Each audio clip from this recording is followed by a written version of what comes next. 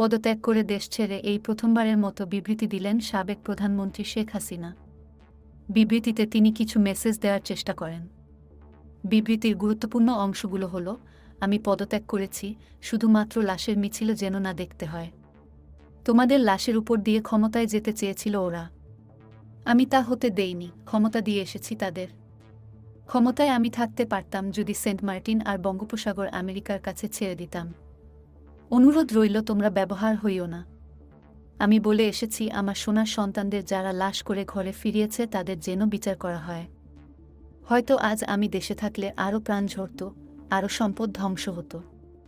আমি নিজেকে সরিয়ে নিয়েছি। তোমাদের জয় দিয়ে এসেছি, তোমরা ছিলে আমার শক্তি। তোমরা আমাকে চাওনি, আমি নিজেই তখন চলে এসেছি, পদত্যাগ করেছি।